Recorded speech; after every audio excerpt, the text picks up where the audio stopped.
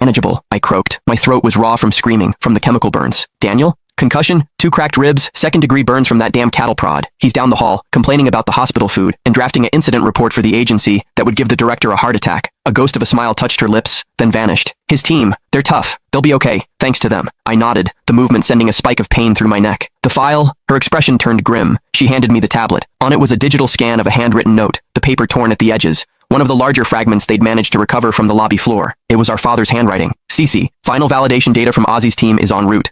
The Ethereum core stabilizes at 99.8%. This changes everything. Project Pegasus is a go board meeting on the 15th to discuss commercial spin-off. Need your strategic input. Love, Dad. My blood ran cold. Ethereum, the code name for the room temperature superconductor our unit had spent 7 years perfecting in utter secrecy. The document envelope hadn't just contained data, it contained the final, irrefutable proof that it worked. The commercial spin-off Dad mentioned, that was Judd Group's future, a leapfrog over every tech giant on the planet, and it was now confetti in a corporate lobby, witnessed by 100 people. The police have the pieces, Celeste said, following my thoughts. National Security Agency has a team boxing it all up, but the cat's out of the bag. Project Pegasus. Ethereum. Those words are in 100 employee heads now. The rumor mill is already nuclear. Ethan and Simon, in custody, charged with aggravated assault, unlawful imprisonment, destruction of property. The FBI is adding charges for destruction of classified defense information. Their lawyers are screaming about mistaken identity and lack of intent. She leaned forward, her eyes intense. Ozzy, that's not what bothers me most. What bothers me is how they acted. Simon was a senior VP. He's not stupid. He saw you. He saw Daniel. He heard the context. And he still encouraged it. He still thought covering it up and intimidating us was the viable path. She opened one of the physical files. It was a personnel record. Ethan Irwin's. Look at his hiring path. Straight from a mediocre MBA program into a special executive intern role created for him. Bypassed all normal HR channels. Signed off by Simon, of course, but also rubber-stamped by Harold Finch from the board. Finch? The name clicked. Harold Finch was old money, a board member since my grandfather's time. Cautious, traditional, and never fully on board with Dad's or Celeste's more aggressive, tech-focused vision for the company.